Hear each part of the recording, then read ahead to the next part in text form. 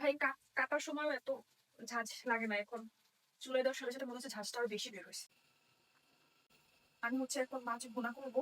তো এই মাছটা কে কে চেনেন আমি এখন তো কাটা আসলে বোঝানো যাবে না। এটাকে আমরা নর্মালি কার্ফু মাছ বলি, বা যারা বিক্রি করে তারাও এটাকে কার্ফু মাছ বলে।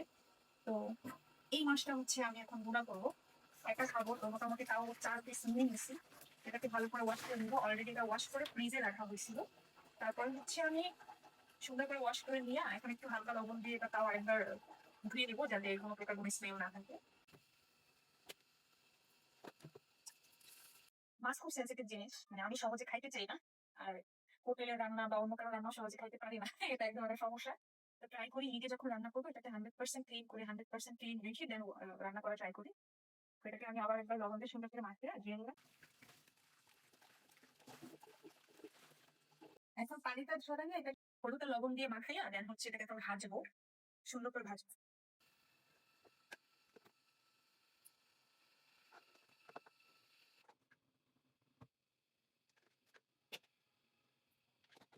তো মরিচের গুঁড়া হালকা দিয়েছি, কারণ পুরো গ্যাস হয়ে যায় বাড়িঘর, মানে হাঁচিতে কাচিতে কাশিতে ভরে যায় সব।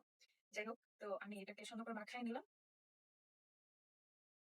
এখন সেটা আমি তেলে সুন্দর করে ভাজবো।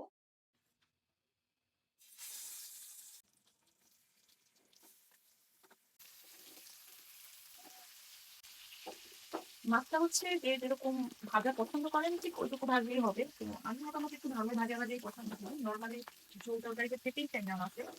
তারপর যদি ভাজা না হয়, মাছ সাদা সাদা থাকে, তাহলে ওটা তো পেটে চাপেই নাই, তো একটা বিষয়টাই তেল দিতে চলে। তো আমি মোটামুটি লাল লাল করে মাছটা ভেজে নিবো। তো দেখেন আমি মাছটাকে ভালোভাবে একদম লাল লাল করে ভেজেছি, তারপরে এখন উল্টে দিলাম। তো এই পিঠা হয়ে গেলে আমি মাছটা হচ্ছে রান্নার দিকে বসাবো। তো মাছের দুইটা সাইড ভাজা শেষ। এখন এটা আমি একটা কড়াইতে নামাই নিবো। এই কড়াইটার ভিতরে আমি মাছটা ভুনা করার উদ্দেশ্যে বসাবো। তো আমি পরিমাণ মতো তেল দিয়ে দিলাম যতটুকু দরকার আমার। এখানে হচ্ছে আমি পেঁয়াজ কুচি করে রেখেছিলাম, তো পেঁয়াজ কুচিটা দিব। পেঁয়াজ কুচিটাকে মোটামুটি একটু ভেজে নিবো তেলে, মানে একটু নরম করে নিবো পেঁয়াজটা, যাতে সুন্দরভাবে ভুনার যে একটা ইয়ে থাকবে, গ্রেভিটা যাতে সুন্দর হয়। হালকা একটু লবণ দিয়ে দিই, লবণ দিলে এটা খুব দ্রুত হচ্ছে নরম হয়ে যাবে। পেঁয়াজের যে ঝাঁজ, আমার চোখ দিয়ে পানি চলে আসছে।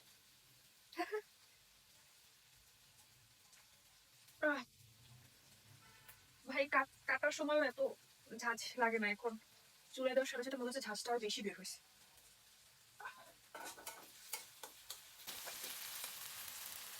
তো এই বক্সে হচ্ছে আগেই বেটে রাখা কিছু রসুন আছে, আমি রসুনটুকু দিয়ে দিব এখন। বাটা রসুন এখানে ফুটাই রাখছিলাম পানি, ওই পানিটা থেকে আমি একটু পানি দিয়ে দিব মশলাটা কষানোর জন্য আর কি।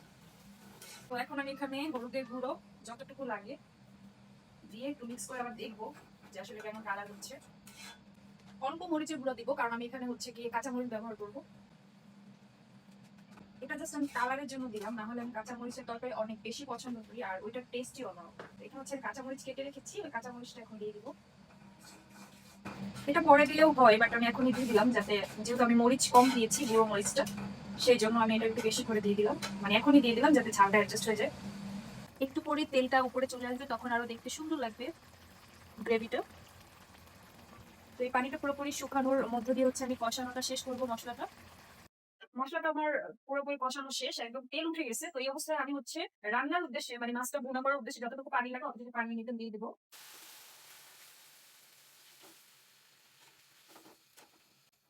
এখন হচ্ছে ঝোলের মধ্যে আমি যে মাছটা ভেজে রেখেছিলাম ওই মাছটা দিয়ে দিব।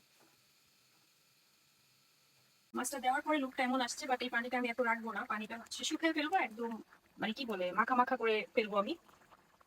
জাস্ট মাছটা যাতে মশলার সাথে অ্যাডজাস্ট হয় এই জন্য এই পরিমাণে পানি দেওয়া হয়েছে। তো দেখেন ঝোলটা অলরেডি শুকিয়ে গেছে। তো এটার উপরে আমি এখন কি করবো, ধনিয়া পাতা দিয়া দেন হচ্ছে এটা উঠে ফেলবো, আমার মাছ ভুনা ডান। তো ফাইনালি দেখেন মাছটা একদম লাস্ট মোমেন্টে, মানে রান্না শেষ, তখন এরকম একটা কালার আসছে। Thanks for watching my video. আল্লাহ হাফেজ, সবাই ভালো থাকবেন।